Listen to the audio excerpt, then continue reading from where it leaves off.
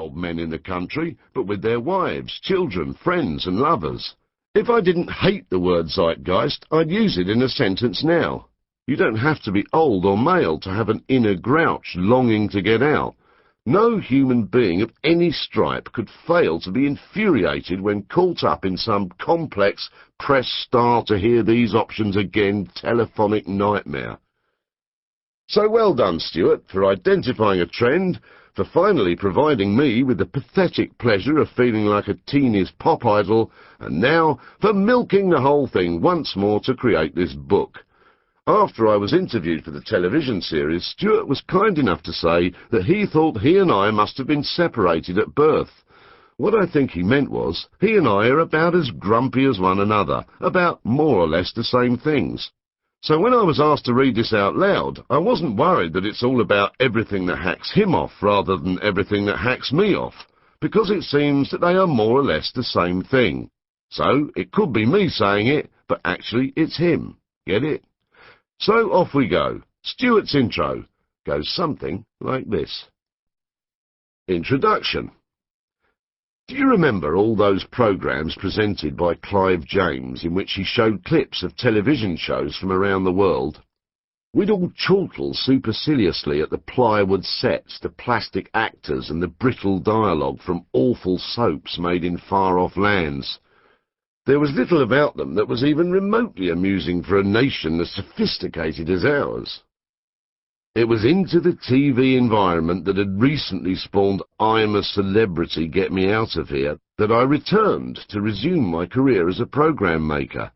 My last real hands-on job making programmes myself had been as a producer of World in Action, a magnificent dinosaur of a current affairs series which had become extinct on ITV years ago. So how to re-establish myself in a world that had moved so far and so fast since I'd been away? When I first dreamt up the idea of making a TV series called Grumpy Old Men, I had a sneaking concern that it might just be me and a few friends who were secretly plagued by a continuous running commentary going on in our heads. When did it become all right to advertise a telephone inquiry line and then not employ anyone to answer the phone? Or cursing under our breath every time there is a new sleeping policeman further trying to obstruct our already damn near impossible drive to work? The BBC had told producers to develop ideas for TV series that said something new about the way we live now. Well, I thought, I can honestly say that this idea is authentically about the way I live now. I wrote it up in about 3 pages and sent it to the BBC. Jane Root, the controller of BBC Two, got it straight away. She told me that she recognised a grumpy old man phenomenon instantly, because she lives with one. The commissioning editor, Jo Clinton Davis, told me that she had laughed out loud as she walked down the corridor reading it, but I would have to write up some more. I took my laptop computer away with me on holiday and started tapping away. Now, it's not easy to be grumpy in the Maldives. It is as close as you can get to paradise and still be on the planet. But grumpiness follows you everywhere you go, literally to the ends of the earth. Certainly I was grumpy that the wooden hut we stayed in was 50 yards further up the beach than the last time we had visited, and that the decor had been changed to the mock Polynesian favoured by airports. When I got home, I sent the updated proposal to the BBC, and it convinced everyone who needed convincing that this idea had legs. Once I get started on aspects of the world we have created that drive me nuts, I could go on, and on, and on. And I do. So, we had a series to make, and I needed to find the right person to direct it. I think I found the only person in the whole of British broadcasting who is grumpier than I am. Try phoning Alan Lewins on his mobile and listen to the message. It defies you to leave a message, and that is undoubtedly the intention. Alan found Jackie Baker, a talented and delightful associate producer who was obviously game, but said that we wouldn't be able to tell people what the series was called, or no one would agree to participate. This was to miss the point alarmingly.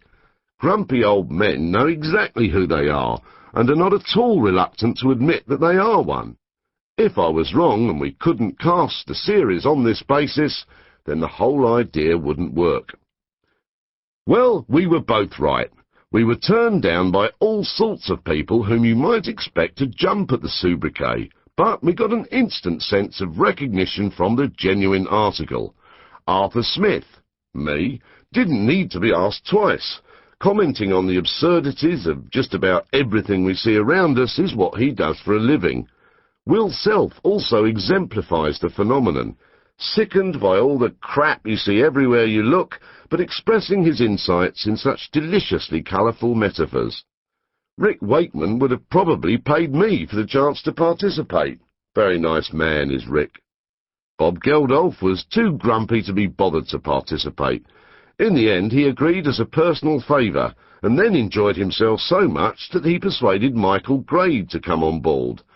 Bill Nye used it as a springboard to get the part in Love, actually. Rory McGrath, John O'Farrell, Rick Stein, John Peel, Bill Nye, Lem Sissay, Felix Dexter, they all recognised the phenomenon straight away. "What?" said Tony Hawks in a comment that eventually provided the finale to the series. "You get a group of boring, oldish gits and get them to ramble on about everything that gets on their nerves?" Yep, that was about the size of it. So we got started, positively seeking out all the sources of irritation we would usually try so hard to avoid. Alan is a veteran producer and director with a distinguished career involving classy documentaries. I can still recall the look on his face when I told him that I wanted to find a sign attached to a lamppost that said, "Massive Rug Sale," so that we could wonder out loud about how many people would want to buy a massive rug. I got the first inkling that we had tapped into something when we sent over the opening sequence of Programme 1 to the press. It consisted of a series of one-liners from our grumpy old men. "The instant you walk out the front door, you see something that annoys you." Arthur Smith. "School plays are universally and uniformly shite." Bob Geldof. "Death penalty. It has to be public and it has to be a beheading." John Sessions. At the launch event, several instalments were drowned out by the laughter. I was not alone. Far from it. I think we've created a movement. As Bob Geldof put it, if you aren't grumpy, it means that you are content with the world around you. And who the fuck in their right mind would be that? Chapter 1. Who are we? Before we go very far down this path, we need to make one thing very clear. Ready? There is absolutely no scientific or intellectual rigour underpinning this stuff. Most of what follows is entirely subjective.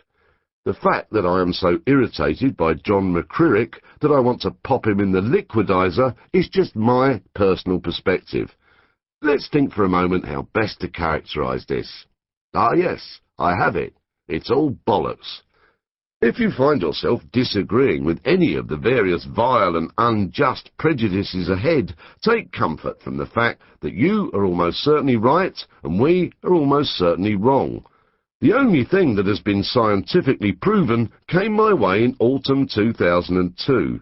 I was reading the Daily Telegraph when I caught sight of a survey that found that the 35 to 54-year-old age group of men were the least likely to believe that our leaders know better than we do, that the NHS is getting better, that technology is improving our lives. Oh yes, like, press 1 for balance details, 2 for mortgage inquiries, 3 for pizza, and 4 for a 32-stone stripogram.